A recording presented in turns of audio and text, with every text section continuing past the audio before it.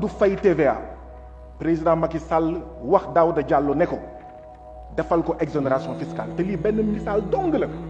tubaab yu bëri ñu ngi Sénégal nit yu ñuul yu bëri ñu ngi Sénégal ndaxte dañuy jàppale président Macky Sall ñu defal leen exonération fiscale loolu du dëgg du yoon.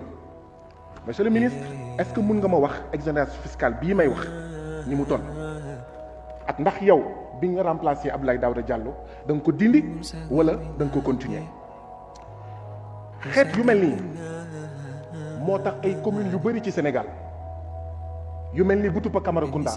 24 villages 0 électricité ay communes yu mel ni Niassia 25 villages 2 électricité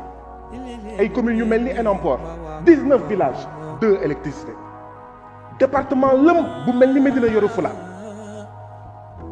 même pas 1 millimètre de goudron ay communes yu mel ni Ndindi xaw ma Meywaan ak ñeneen 0 mètre 0 millimètre de goudron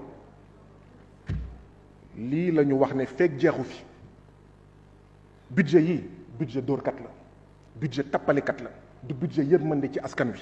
budget boo xam ne ñu ne am na 500 millions yi ñu jox premier ministre pour aide et secours fekk gouvernement bi am na action sociale am na solidarité mais loolu dóor la 500 millions dóor la te 500 millions yooyu mooy ñu yokkal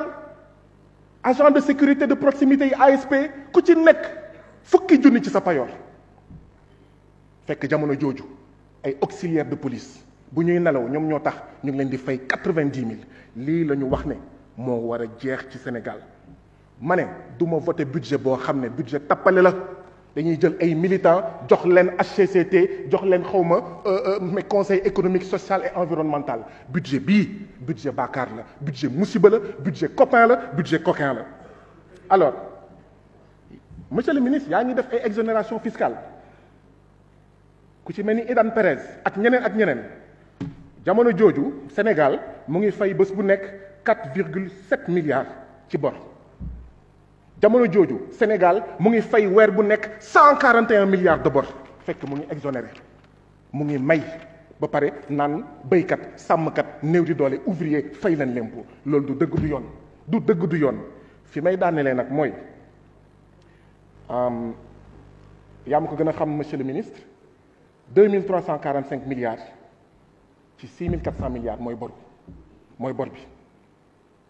waaw mooy bor bi dafa nekk gàcce